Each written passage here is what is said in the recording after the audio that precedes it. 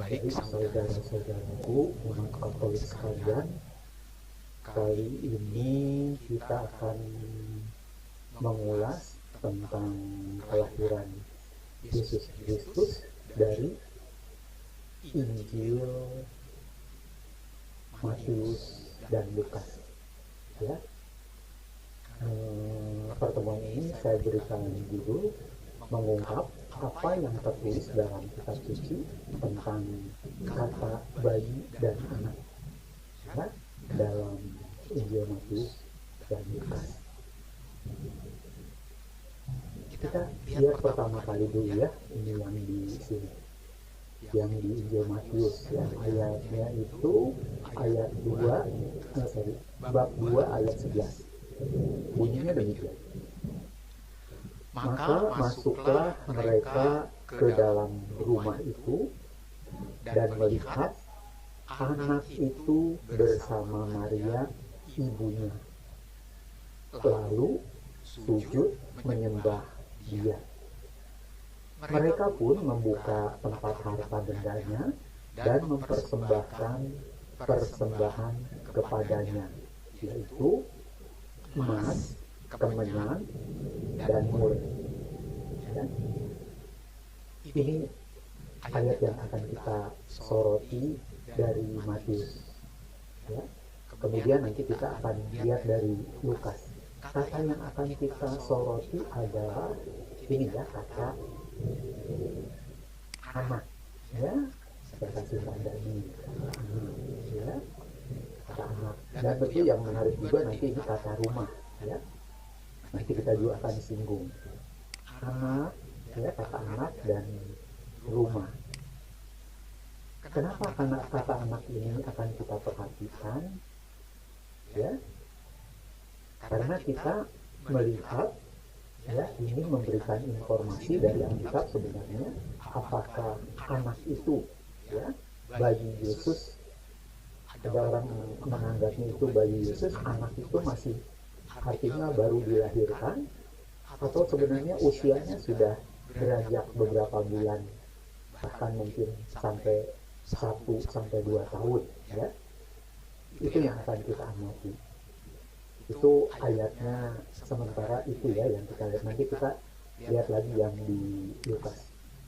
Nah, jadi dalam pertemuan ini, ya, kita tujuannya adalah mengungkapnya di sini, mengungkap peristiwa kelahiran Yesus dalam Injil Lukas dan Matius. Nanti kita akan menemukan sebuah kenyataan yang mungkin jarang sekali dibahas, tapi akan kita ungkapkan. Ya, kita akan meninjaunya dalam bahasa asli. Apa sih bahasa aslinya? Yaitu Yunani Koine. Ya, tulisannya seperti apa tuh? Ya, Anda perhatikan di sini. Jadi tulisannya seperti ini: kai etekenton hion auteston protokon, kai espargoneson auton kai anekrinen auton epatne yote au en autois topos en total katalumati. Ya, tulisannya seperti ini. Jadi jangan terlalu pusing, tapi saya hanya menunjukkan ini dari kodeks, ya, Vatikanus. Yang dari kodeks Sinaiticus juga hampir sama seperti itu, tulisannya seperti itu. Ya, itu untuk Lukas 2 ayat 7, ya. Kemudian untuk Lukas, ya, nanti 2 ayat 12, ya. Lukas 2 ayat 12 ini tulisannya seperti ini, ya. Saya mempersembahkan tulisan ini karena bagi nanti orang yang sudah mengetahui teks-teks ini bisa Anda teliti, ya, sebagai sebuah bukti. Tapi kalau teman-teman yang awam jangan bingung dulu, ini hanya untuk diperlihatkan aja ya dari bahasa aslinya. Nah, kemudian yang tadi yang barusan kita baca itu kita lihat dari kodeks Vatikanusnya dan kodeks Sinaiticusnya. Ternyata kata anak tadi ya yang saya sudah kasih garis itu dinamakan paidon, ya, paidion, ya, paidion. Di kodeks Vatikanus dan di kodeks Sinaiticus dinamakan paidion, ya. Jadi kata anak itu paidion. Nah, kita yang ingin ungkap itu adalah bagaimana waktu Yesus dilahirkan itu, apakah katanya persis seperti itu? Ya, kita kan melihat di sini ya, tuh di Lukas 2 ayat 12. Kita lihat bahasa Indonesianya saja ya. Kita coba lihat. Ya, di sini kita cari yang Lukas, kemudian 2, kemudian 12. Ya, dikatakan, dan inilah tandanya bagimu, kamu akan menjumpai seorang bayi, ya, bayi dibungkus dengan lampin dan terbaring di dalam palungan. Nah, kata di sini adalah bayi, ya, di Lukas ini adalah katanya pakai bayi, ya. Yang kalau kita lihat, perhatikan di atas, ya, ini dalam bahasa Yunani-nya disebut grepos, ya, grepos, grepos. Sedangkan tadi di dalam Matius itu paidion, ya, paidion. Loh, kok beda ya istilahnya. Nah, inilah yang kita ingin ungkap, bahwa sebenarnya yang baru lahir itu di Bethlehem itu, inilah dia masih Yesusnya dalam kondisi baru lahir. Itu yang namanya dalam istilah bahasa Yunani-nya disebut sebagai grepos, teman-teman, ya. Sedangkan kalau di dalam Matius, ya, tadi ini paidion, ya, atau ini paidion, ya, paidion. Jelas nggak? Dan dalam bahasa Indonesia juga sebenarnya kalau Anda teliti, lihat ini diterjemahkan tadi sebagai apa? Anak, bukan? Sedangkan di sini di Lukas 2:12 dikatakan seorang bayi, yang disebut tadi sebagai grepos. Ya. Oke, sekarang kita coba kembali ke teks utama ya, kita lihat.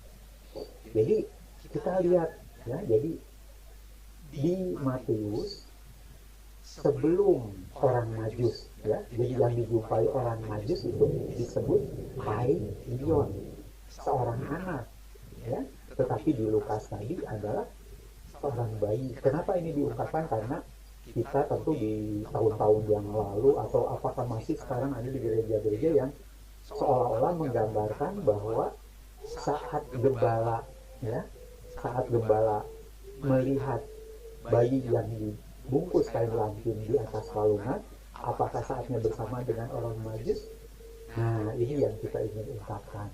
Berbeda ya, karena yang paidion itu bayinya sudah berusia beberapa bulan, bahkan mungkin sudah mencapai setahun atau 2 tahun. Ya, jelas ya dari kata-kata ini, kalau kita perhatikan kita itu. Nah, itu yang ingin kita ungkapkan. Jadi, apakah yang barusan saya sampaikan ini apa merupakan pendapat pribadi? Oh, bukan, ya. Itu didukung oleh tradisi. Ya, mari kita lihat lebih lanjut. Nah, kita pertama kali kita akan melihat, kita menganalisa dari bahasa, ya, yaitu kita amati kata apa, grepos dan paidion, ya. Jadi ini adalah sumber leksikal otoritatif, artinya yang dianggap, diakui di dunia, ya, pada zaman modern ini. Yang satu itu Liddell Scott Jones, ya kan? Yang satu Bauer Dunker Greek English atau BDAG, ya. Nah, apa yang dikatakan oleh grepos? Jadi bahkan istilah grepos ini menurut leksikal yang dipercaya itu istilah yang diberikan kepada anak yang belum lahir, embrio atau janin, atau bayi yang baru lahir, bayi yang menyusui. Jadi ini secara umum istilah grepos ini adalah untuk anak mulai dari janin sampai yang baru disusui beberapa minggu atau bulan, itu diistilahkan grepos. Itu menurut Liddell Scott Jones Greek English Lexicon. Nah, sedangkan paidion itu adalah anak kecil, ya. Jadi bentuk diminutif dari pais, ya, jadi istilah kata dasarnya ini pais, jadi anak kecil. Jadi bahkan kata paidion itu adalah istilah yang diberikan bagi bayi sampai usianya sekitar 7 tahun. Ya, jadi kalau pakai istilah paidion di Matius itu berarti anak itu bukan yang baru lahir tapi usianya sudah beberapa kali. Itu menurut sumber leksikal Liddell Scott Jones Greek, ya kan? Sekarang kita lihat dari yang Bauer Dunker Greek English, ya, atau BDAG itu.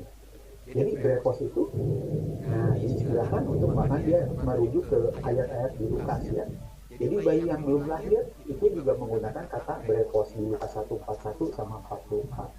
Silakan dilihat ya bagi yang tertarik dengan apa teks aslinya, silakan dilihat dari apa?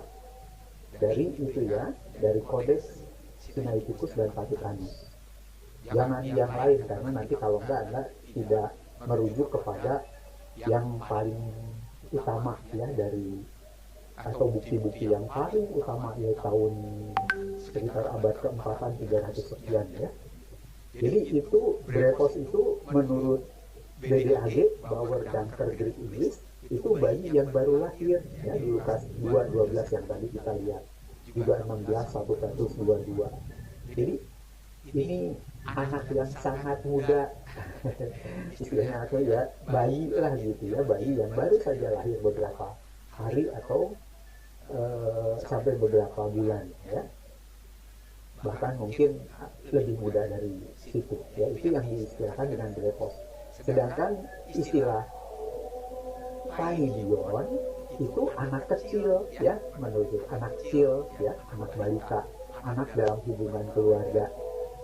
Ini adalah menunjukkan rentang usia yang lebih luas daripada brepos. Itu menurut Bauer Dunker Greek English ya. Ini dua sumber ini bagi orang yang belajar perjanjian baru ya. Ini sumber leksikalnya otoritatif, artinya sangat dipercayai ya. Ini baru dari apa? Sisi bahasa. Mari kita lihat sekarang dalam penggunaan di teks ya di perjanjian baru. Jadi kalau penggunaan brepos ya di Lukas 1:41-42 kodeks ini tulisannya seperti ini, nggak usah saya bacakan ya, tapi ini bagi yang sudah advance silakan pelajari ini. Dan kita lihat aja ini yang bahasa Indonesianya ya. Dan ketika Elizabeth mendengar salam Maria, bayi dalam rahimnya melonjak. Perhatikan ya, ini sekarang bayi dalam rahim. Jadi waktu itu Yohanes yang dalam rahim Elizabeth itu disebut bayi. Nah, brepos, istilah brepos itu juga dikenakan kepada itu. Jadi ini yang tadi disebut sebagai yang bayi yang belum lahir. Ini pakai bahasa aslinya brepos.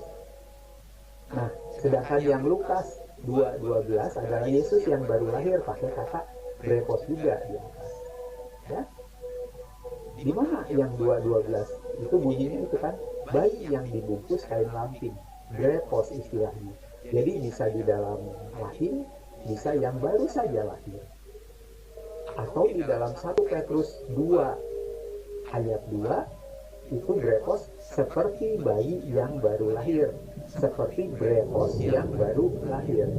Ya, itu teman-teman bukti yang dari teks kitab suci itu sendiri. Ya, jadi kita tidak menafsir asal-asalan dari pendapat pribadi, bukan. Ya, gereja kita melarangnya demikian. Ya, karena kita tetap berpegangan kepada apa yang ditanamkan oleh kitab suci. Nah, ini kita lihat kitab sucinya. Dari sisi bahasa tadi pertama sudah kita lihat. Nah, sekarang berikutnya coba kita lihat dari tradisi ya, yang tradisi. Jadi juga dari konteks sejarah. Nah, yang tadi kita baru brepos ya contohnya. Kita lanjutkan dulu dengan contoh kitab suci yang paidion ini. Ada di Matius 2:11 seperti yang tadi sudah kita lihat ya. Jadi melihat anak itu dengan Maria. Jadi paidion ya, Matius 2:11. Ya, ini di Matius ya. Jadi yang maksudnya melihat anak itu dengan Maria siapa? Orang Majus. Istilahnya bukan brepos kan, paidion ya. Jadi dalam sisi bahasa nih terlihat kan dari sisi solid kitab suci itu terlihat perbedaan kata grepos dengan kata paidion ini, ya. Nah, sedangkan di Lukas 2:27 kita lihat dalam bahasa Indonesianya saja, ya. Dan dia datang dalam roh ke bait suci, dan ketika orang tua itu membawa anak paidion Yesus. Loh, ini cerita apa? Ini cerita Simeon, bukan? Ya. Jadi ini yang ditunjukkan apa? Bahwa anak yang sudah dilahirkan, jadi sudah melewati beberapa hari, bukan saja baru, itu juga disebut sebagai apa? Paidion. Ya. Kemudian di Lukas 18:15, masih ingat cerita itu ya, orang tua yang membawa anak-anaknya kepada Yesus. Nah, mereka mengistilahkan membawa anak-anak karena jamak itu menjadi paidia. Ya, kalau satu itu paidion. Jadi karena ini jamak disebut paidia. Nah, itu aplikasi dalam Alkitab, ya, mengenai bedanya grepos dan paidion atau paidia kalau jamak. Ya. Nah, kita sudah dua, tadi berdasarkan bahasa, kedua berdasarkan kitab suci. Sekarang yang ketiga, kita sebelum nanti ke tradisi, kita lihat dulu dalam analisa sejarah, ya. Ini yang netral, ya, supaya kita melihat dari sisi yang netral dulu. Jadi bukti dari sastra Yunani klasik, siapa yang menulisnya? Aristoteles, ya, dalam Historia Animalium 587a. Dia mengatakan begini, grepos merujuk pada bayi yang masih menyusui, sementara paidion untuk anak-anak yang sudah disapi. Ya, maksudnya yang udah lebih besar kan. Masih ingat Samuel itu kan setelah disapi diserahkan di bait suci. Ya, jadi udah anak yang sudah agak mengerti. Ya. Kemudian kita lihat yang dari genealogi, ya, itu Soranus yang dia mengatakan, ya, di abad kedua ini grepos adalah bayi hingga usia 2 tahun. Setelah itu disebut paidion. Nah, ini adalah pendapat-pendapat sejarah, ya, menurut Aristoteles dan Soranus. Ya. Kemudian yang kedua yang masih dalam konteks sejarah itu dari papirus Yunani, ya, dari papirus Yunani. Ini diketemukan kata yang artinya greposmou. Artinya kalau diterjemahkan ke dalam bahasa ini, bayiku, merujuk pada bayi yang baru lahir. Ya, ya, di BGU 1106, ya, dalam yang sama, di papirus yang sama, itu membedakan antara grepos, bayi menyusui, dan paidion, anak-anak yang lebih besar. Ya, karena itu 3 analisa yang Anda bisa dapat, ya.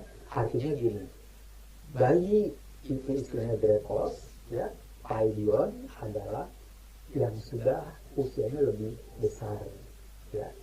Bisa diasumsikan ada tadi kalau dari definisi pertama, ya, dari bahasa bisa sampai 7 tahun, tapi Soranus ini membatasi sampai 2 tahun, ya.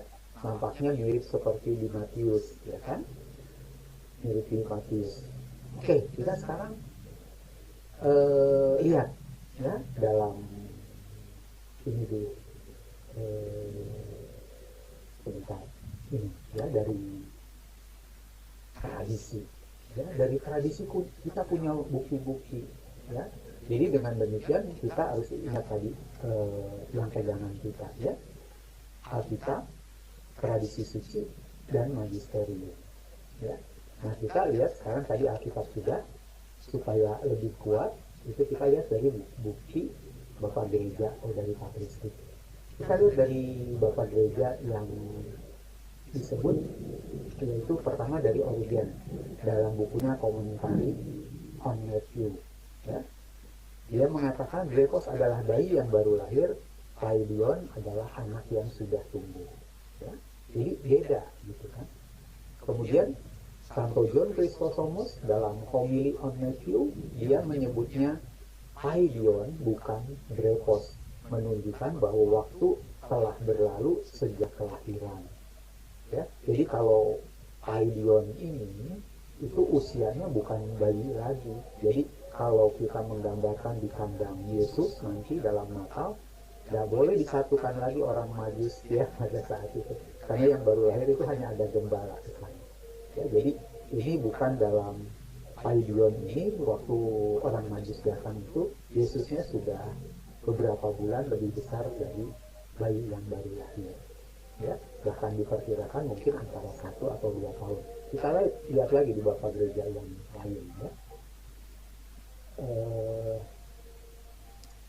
Nah, kalau kita melihat dua ya, sebenarnya masih ada daftar yang lain, nanti saya coba tambahkan ya setelah ini. Mungkin saya tadi menyalurnya keburu-buru ya, sehingga saya hanya mendapatkan dua ini, nanti lain kali akan saya tambahkan ya.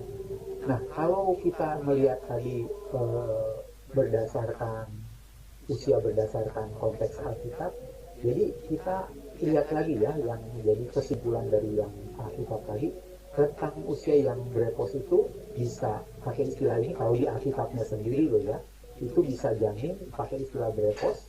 Tadi kita udah lihat kan ayatnya, Lukas 1:41-44, bayi baru lahir, Lukas 2:12-16, bayi menyusui 1 Petrus 2:2. Jadi usia maksimal sekitar 1-2 tahun. Ini agak cocok dengan yang tadi kan, yang Soranus ya. Sedangkan rentang usia Paidion itu bayi disebut di bayi ya, anak kecil, tapi usianya sekitar 1-2 tahun ya.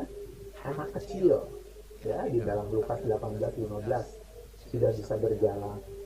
Anak 3-7 tahun, Yohanes 4:49, anak yang sakit itu pakai istilah Paidion ya. Jadi ini juga benar ya, bahkan hingga 12 tahun ya. Waktu Yesus di bait Allah itu digunakan juga istilahnya Paidion, waktu 12, setelah umurnya lewat 12, bukan 12 tahun ya, bahkan lewat dari 12 tahun itu pakai istilah Paidion ya. Jadi kesimpulan kita secara keseluruhan ya, jadi berdasarkan analisa yang kita lakukan ini cukup valid bahwa Brepos itu memang merujuk pada bayi yang lebih muda ya. Usianya maksimum sampai 2 tahun itu pakai Brepos. Tapi kalau dalam Injil itu lebih merujuk kepada bayi yang baru lahir ya. Walaupun dipakai untuk beberapa dalam hal tertentu Breposnya dalamnya. Tentu saja kalau sudah pakai istilah Paidion ya kan, kelihatan ya bayi hingga 12 tahun. Jadi sebenarnya lucu ya istilah bayi hingga 12 tahun. Mungkin lebih cocok anak hingga 12 tahun ya.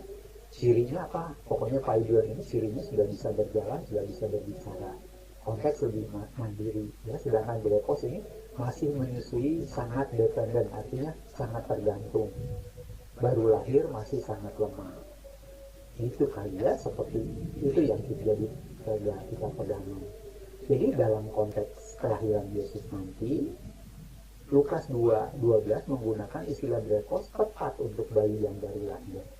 Matius 2:11 menggunakan Paidion tepat karena Yesus sudah berusia beberapa bulan. Orang Majus datang kemudian. Nah, ini yang ingin saya sampaikan kepada Anda. Ya, jadi kesimpulan akhir kita adalah berdasarkan analisis leksikal, bukti tekstual dan sumber-sumber sejarah serta patristik Brepos bayi yang sangat muda, 0 antara 2 tahun, terutama bayi baru lahir. Paidion adalah anak kecil dengan rentang usia yang lebih luas ya, dari 0 sampai 12 tahun ya. Ini kalau mau kita mengaplikasinya secara keseluruhan, tapi sebenarnya pembatasannya udah kelihatan kan. Jadi Paidion inilah yang kemudian disebut sebagai anak kecil, Breposnya itu sebagai bayi ya, karena kita agak sulit menyebutkan spesifik, tapi kita nanti akan mengarahkan kepada Matius karena kita ada data lain yang mengatakan bahwa Herodes itu membunuh bayi-bayi yang di bawah 2 tahun. Kenapa demikian? Kita tahu kan Herodes itu pemimpin yang sangat kejam, ya. Dia tahu dari cerita, meneliti dari cerita orang Majus, kapan dia mulai melihat bintangnya di sana, ya, di Babilonia, di Persia, ya kan, yang jaraknya 1000 mil lebih kalau saya tidak keliru. Makanya dari 1000 mil itu kalau lewat jalan darat yang begitu sulit, ya, sampai ke Yerusalem butuh beberapa bulan kan. Jadi mungkin Yesus pada waktu itu sudah mendekati 1 tahun atau bahkan sudah lebih dari 1 tahun, ya.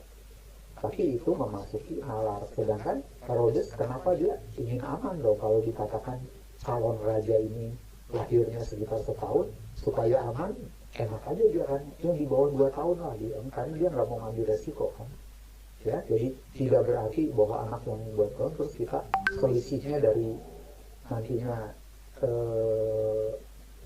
kelahiran Yesus dengan usia Yesus saat itu 2 tahun, ya. Tentu dalam rentang itu, dalam rentang 0 sampai 2 tahun, ya. Perkiraan kita beberapa bulan sampai setahun, ya.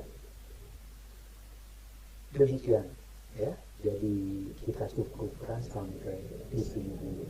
Terima kasih atas perhatian.